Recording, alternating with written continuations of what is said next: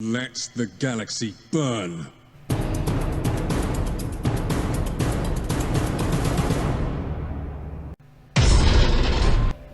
Hi guys, Skypoint here, and in today's video we're going to be talking about playing as Forrix, the Iron Warriors. I believe, yep, he's their epic warlord, so orange rarity, one of the two which they have.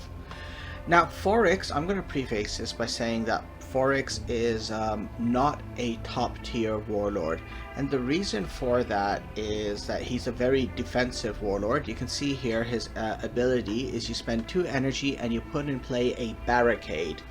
And what's a barricade? Well, let's go over to the collection and take a look at barricades. They show up for some reason under the Imperial Army, even though Forex is the only guy who can make, well, Iron Warriors are the only guys who can make them. But this is a barricade, so you can see it's a structure which has front line and it can't attack. So it's a very defensive structure. Doesn't do much damage to whatever's hitting it, but it sort of takes the heat off you for a little while. The problem for Forex is that that ability is all very well and good at the beginning of a match, but quite often by late game, and especially when you're playing on the higher ends of the ladder, in always in late game, that barricade gets overwhelmed. There's just too many things which can take it out or bypass it or whatever, and it becomes a little bit pointless. But on the other hand, while you're rising up to Terra, Forex can be quite good, and my icon for this channel, my profile icon, is actually Forex, because when I made the channel I was playing him a lot and I was having a ton of fun doing it. I've updated my deck a little bit to take advantage of some of the new cards, so let's go ahead and dive straight into looking at the deck, and then I'm going to talk through a couple of matches which I played against Primarchs on low Terra with that. Okay, so just to talk about the structure, the deck you can see here is mostly troops as well as some tactics. So Forex is interesting because he's a kind of subpar warlord, but he's got access to an amazing pool of cards. Iron Warriors troops are great, and Iron Warriors tactics are amazing as well. And so this Forex deck really tries to pull out the best of both. The other thing you'll see is my energy curve is a little bit all over the place, but especially I've got no cards in my deck which cost more than 6 energy. The reason for that is simple. In almost every single turn I'm going to be trying to throw out a barricade for protection. Alright, so with that, let's just start going through the deck. So you'll notice that most but not all cards are duplicates. Originally this deck started with a lot more duplicates, and then I was just finding that especially because I wasn't playing that many cards all the time because I was always dropping barricades, I ended up with too many duplicates which just weren't really working out for me in my hand at once. Anyhow, so let's just go through this deck from cheapest to most expensive. So we begin with one Dradenor squad. So this is a basic Iron Warriors troop. And most of the time you're not going to be attacking with Dradenor squad. You're going to be using their energy ability, which is very similar to Forrix, except instead of dropping a structure with 1 attack and 3 health, which can't attack but has frontline, a bunker has 1 attack and 5 health, but also cannot attack and it has frontline. So essentially this drops a better version of Forex's ability, which can be handy, but honestly, because everyone knows that, people will put a lot of effort into trying to destroy the Dradenor squad, which hopefully buys you a bit of time. Alright, next up is 5th support squad. Now these guys play a really important role.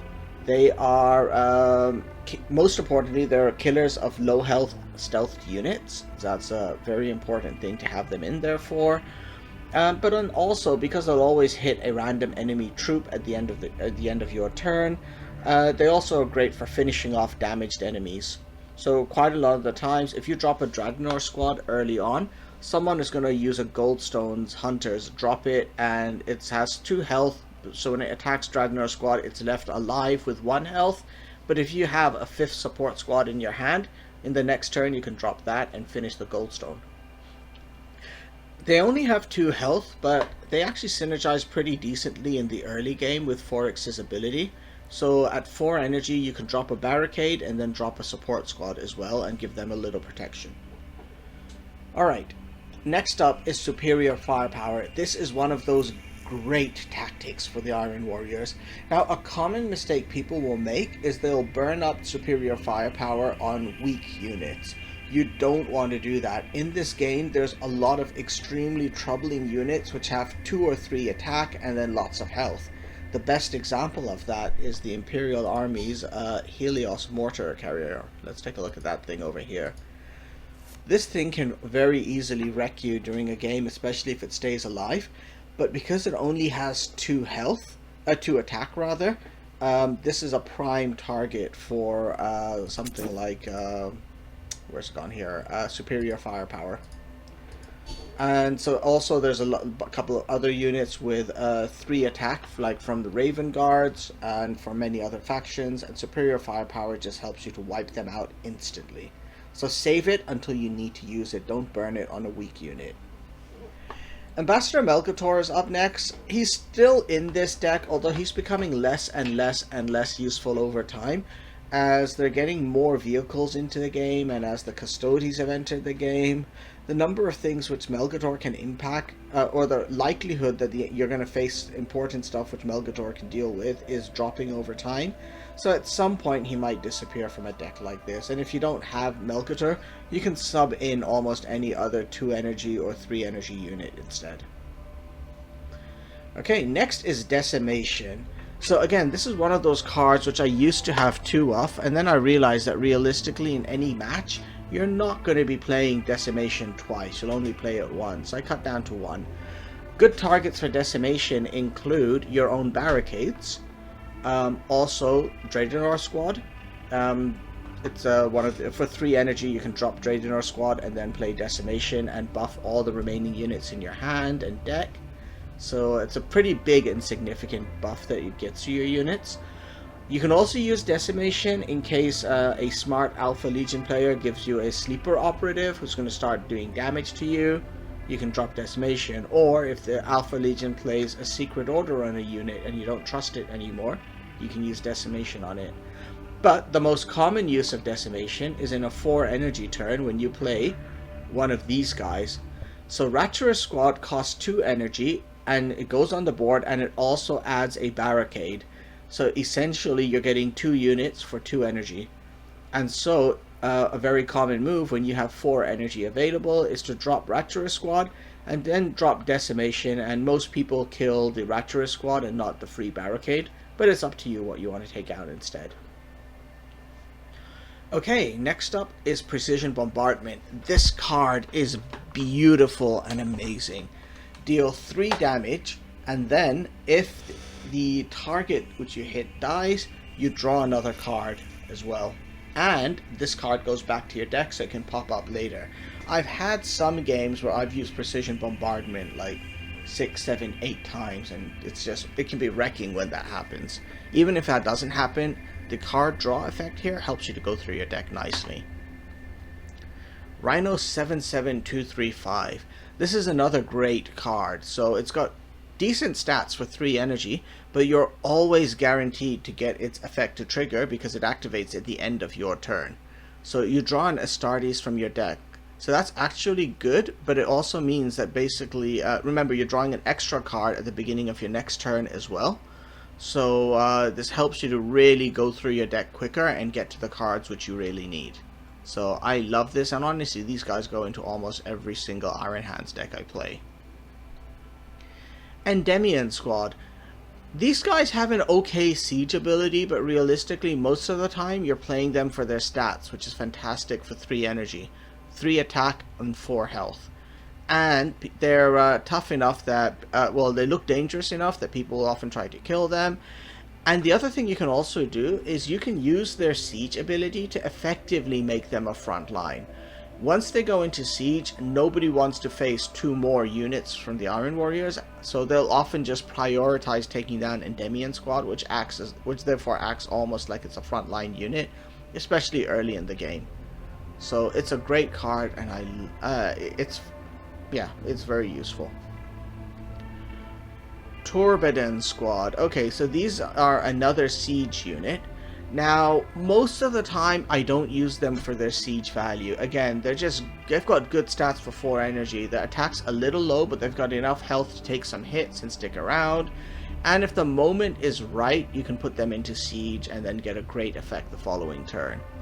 So, I've always liked Turbident squads. I know a lot of people don't, but they've generally done right by me. Next is the troop which everyone can agree on is great, Tyranthikos Veteran. This card is amazing. Now most Iron Warriors decks will include some type of stealth to try to protect these guys. With Forrix, I take a chance on my barricades, that's what I was looking for. So I usually will not play Tyranthikos Veterans until I have a barricade up, unless I really need them out there, because they're going to soak up a lot of attention from the enemy. These guys are really good to have. They're one of your big hitters. Corax is new, so this is from the latest expansion, and these sort of go well. They're a relatively cheap card, so you can drop a Corax as well as dropping a barricade, and they can hit an enemy unit twice, and they've got enough health that they can often survive the first hit to be able to do it again. So I like Forex, and I've got 2 of them in there. Next is another squad that a lot of people don't like, the 30th Heavy Squad. Their ability is quite useful because it can also kill a lot of times the enemy. Well, I personally feel that I face enemies who have a lot of stealth units with low health. And the 30th Heavy Squad can help deal with cutting through that very quickly and easily. But even if not, honestly, they've got good stats. Their 4 attack is nothing to laugh at. And with 6 health, the enemy will put a lot of effort into trying to take these guys out. So they're totally worth it. I used to only have 1 of these in the deck, and I ended up upping it to 2 of them. Okay, the next pair of cards we're going to look at are actually your endgame combo. Rack and Ruin. So this can be used for its ability, for any of its main abilities over here, which is either destroy a vehicle or a structure, or deal 4 damage to any other type of unit, including the enemy warlord. So Rack and Ruin goes really well with Contrador over here. Actually, I'll come back to Perturabo's Wrath in a moment. So between 7 damage from Contrador and 4 damage from Rack and Ruin, you can do 11 points of damage in a turn where you have 10 energy available. So that is often the win condition for this Iron Hands deck. You're just trying to get the enemy into position where they're a little bit low on health, and then you suddenly do a burst of damage. So this is one of those reasons why the Iron Hands are a little bit outclassed by other decks, though, especially like, for example, Tarek to Armageddon or Horus himself.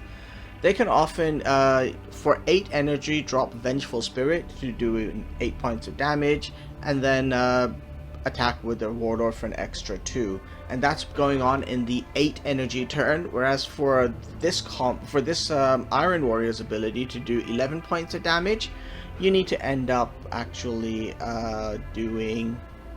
waiting until their 10 energy turn. On the other hand, with all of those frontline barricades you have a chance of surviving long enough for that. Next is Perturabo's Wrath. So this card is useful in 2 ways. One is if you have board control, you've got a bunch of high health units down on the board, Perturabo's Wrath can actually be really useful in terms of Perturabo's Wrath is going to be useful in terms of just suddenly throwing out a huge amount of damage from that. Because your units can attack twice. So if you have a unit with 2 units on the board, one does 5 damage, the other does 4 damage, all of a sudden with Perturabo's Wrath, if both of them attack, that is 18 points of damage, because they can attack twice. The other thing you can do is use this to activate siege abilities within 1 turn. Alright. So, next up what we have is Dominators. So, I rarely get to use these guys for their special ability. I mean, it's great when it triggers, but most of the time when I've used Dominators, it's just been as a regular line unit. They're just good to have. They're decent stats for 5 energy, and they have a Really useful ability if it manages to trigger. Next up is Viral Bombs. So Viral Bombs has always been a great card for trying to bail yourself out of trouble, but actually works even better for Forrix because he can put down for 2 energy a relatively low health unit, which will feed more damage into Viral Bombs. So it synergizes pretty well with him, so I like having a Viral Bomb in my deck for that. And the last is my favorite Iron Warriors units. I keep saying Iron Hands, but the Iron Havoc squad. This guy does a really good job at making aggressive warlords sweat, because any enemy who attacks while Iron Havoc squad is alive will take 3 points of damage. Okay, and that's it. As I said, I've got nothing which is more expensive than 6 energy, because my goal is to be trying to play barricades all the time. So let's go ahead and take a look at how you face a Primarch with Forrix. So the first of the fights I'm going to show you is going to be against Angron. So let's go ahead and see how that goes, how that one went down.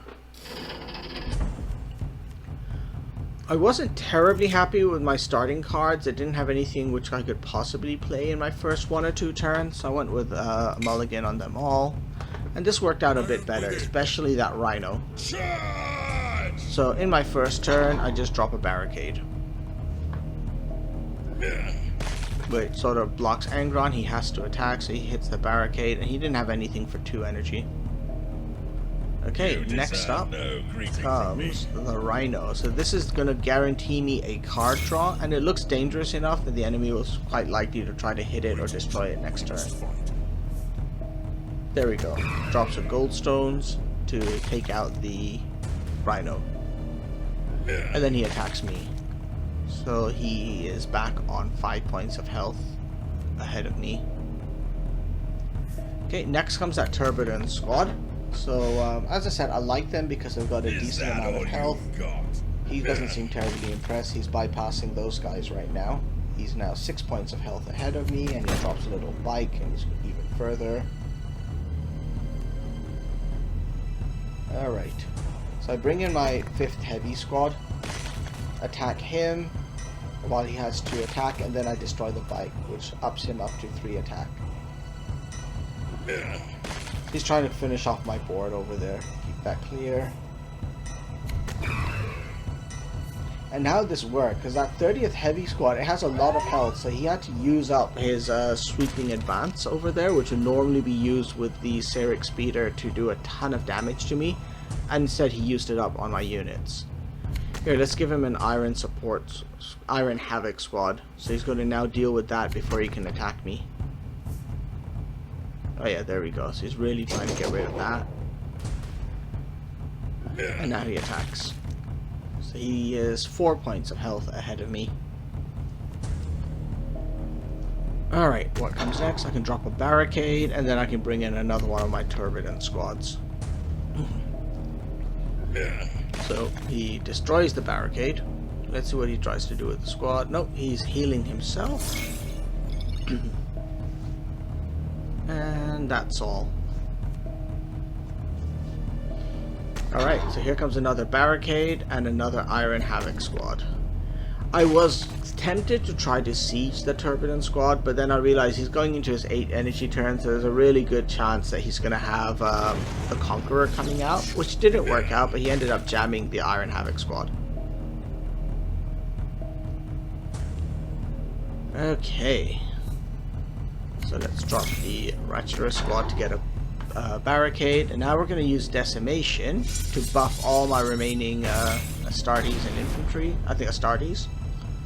It doesn't affect the ones who are already in play, but you can already see that 5th support squad is now looking much stronger than before.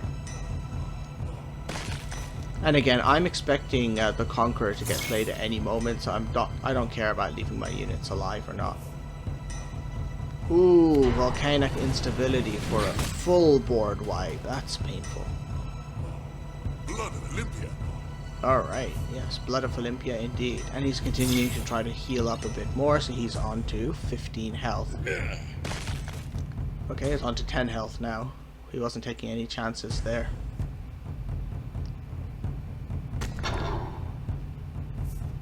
So I'm trying to get him to dip down a little bit further on health, just so I can. I've got the combination of Rack and Ruin and Precision Bombardment, which will do 7 points of damage to him, and that might be enough to finish him off. Oh yeah, that's it. It's over for him. He can't stop me. I could kill him with my troops alone now. Alright.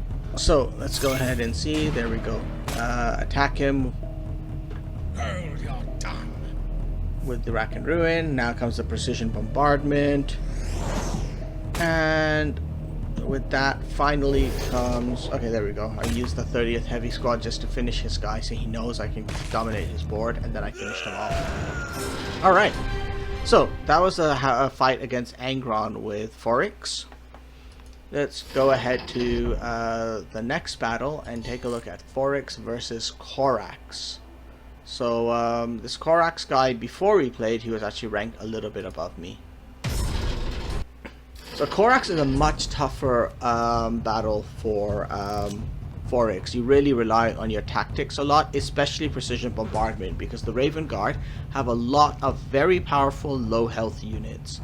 This was actually a pretty good starting hand, so I've got Superior Firepower to deal with some of his things, Rack and Ruin as the first part of my finisher, 30th Heavy Squad to deal with low health stealth units, and Precision Bombardments to finish units off and keep going through my deck.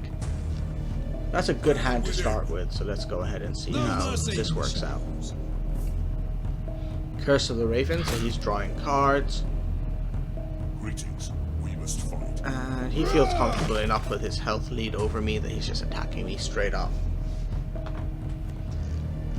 Okay, 5th Support Squad is really good as well for finishing off low health Raven Guards. So that worked out nicely. Now, Corax can actually just ignore the barricade because he has Unstoppable. But there's many other Raven Guard units which don't, and so while I can, I'm just sending up barricades to deal with them. Here's another Unstoppable dude. Alright, he's really hitting me hard. He's got 8 points of health more than me now. He started with 5 points more. I'm going with Precision Bombardment just to keep drawing cards for my deck. There we are. Okay. Comes to his 5 energy turn, and he drops another one of those guys. Great. And he hits me again. He's got 10 points of health more than me. Another barricade. And then I'm using Decimation to start buffing my units while I can. So you can see in my hand straight away they're all getting much, much tougher. Oh god. So I made a mistake here, and what I should have done is use Superior Firepower to kill that guy right now. But I didn't see it in my hand, so instead watch what I did. Another barricade, and then 2 of my support squads, and my new high health support squads. So that part worked okay. They destroyed one of his units and they damaged the other. But what now ended up being done is I set myself up. He can give them Sentence and then attack with Corax to okay, well he doesn't even have to do that here. Yeah, but he's attacking with Corax and wiping that out. So everything I did was pointless. And that was it. So again, I probably should have just gotten rid of that. Oh, here we are with Superior Firepower, getting rid of that thing before sentencing goes out of control. And let's drop my 30th Heavy Squad, which he sends right back to my hand. Thank you, I guess. And he drops the Apothecary. So this is what the well, okay, now he's giving it Shadow Walk, so having a Superior Firepower would not have helped with that. He's attacked me again, and he's got 11 points more health than me now. But I've got a ton of barricades going. Okay, so since I've got all those barricades, let's start putting down some tough units behind there.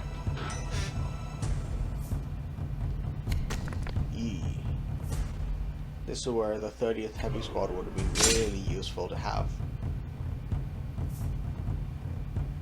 Okay, Fury from above. Okay, and he's on 13 points more health than me, and I have no healing in this deck. Okay, so, and he has healing on the other hand. Great. Superior firepower is nice, but I've got nothing to actually use it with. But what I'm going to do then is just start loading up my siege ability. Kind of have enough front line that it's a little bit tough. Oh god, look at this. I'm down to 7 health. So he's got 19 points more health than me. He's drawing cards. Okay. He could have finished me if I did not have the front lines up, but he's healing himself up heavily right now. Okay, let's see what I can do here. Attack him. Attack him again. And then attack him again. But it's 10 energy and my win condition is out.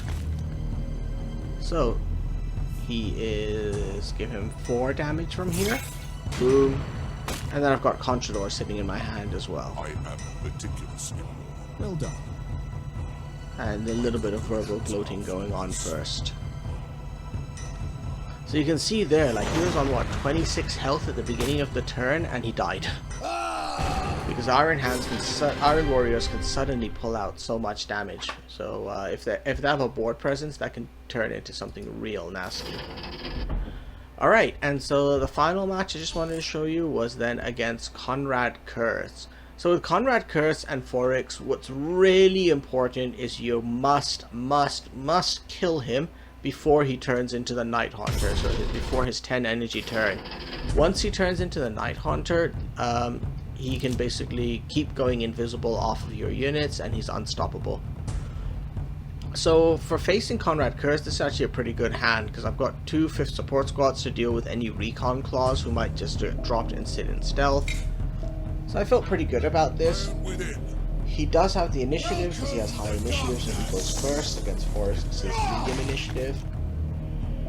So right now he's on 6 points of health ahead of me.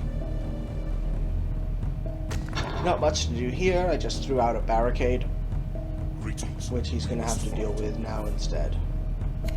But he's got a really good way of dealing with it there. You have to watch that. Boom. Okay, he's still 6 points of health ahead of me. I really don't want to hit my face into that 3 attack unit. So I'm going to drop a support squad and then drop one of my little bunker building guys. So I'm betting Conrad is going to try to kill the bunker building guys. Nope, he's going for those instead.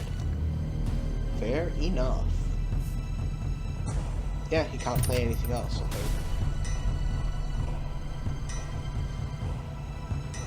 Okay, viral bombs, I'll be useful later, but in the meantime, here's my Terranticos veterans. Hopefully that's going to look dangerous enough that he won't deal with my little bunker building guys yet. That's one way to deal with it. Okay, what next? Iron Havoc. Okay, but those guys are getting stronger, that's cool.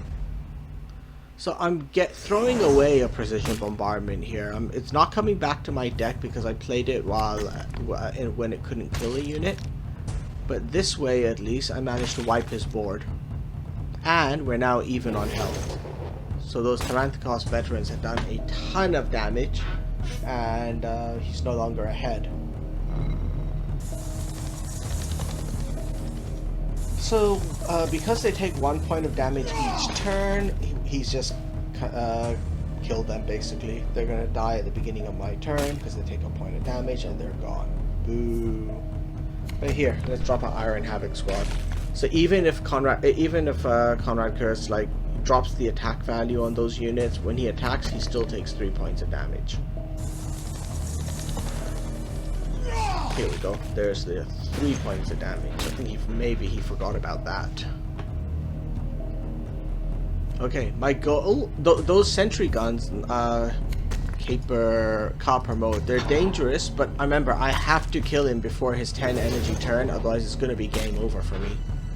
So I'm just going all in. I do have Contrador, so I just need to get him down to 7 health, and he'll die.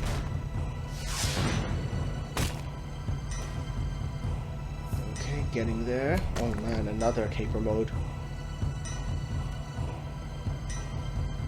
I am meticulous. Okay, so attack him, and now his sentry guns are probably going to kill me. Okay, that worked out. Then I can attack him with my face, but he's now got less than 7 health, so Contrador, well, less than 8 health, so Contrador will now finish him off. My calculations are flawless. And there's the finishing move. So, like, as I said, with Conrad Curze, just the goal was I had to kill him as soon as possible. Time was not my friend in this match, but it worked out. As I said, the Iron Warriors have a really strong pool of cards to act on, which goes a long way in compensating for the weakness of their warlords. So Forrix, fantastic while you're reaching Terra, but then very quickly at early Terra he starts becoming obsolete, because that's where these very defensive builds like Forrix, and to a lesser extent as well Typhoon, because his ability is just to heal himself, they start getting overwhelmed by the high amount of damage and special abilities which most decks start to really have on high Terra. So at that point, hopefully you've collected some other warlords you can play instead. Anyhow, hope you guys enjoyed this video. Don't forget to subscribe. My next video is going up this weekend. It's going to be a focused guide to how you do deck building. So subscribe and you get notified when that one goes up. So until then, see you guys.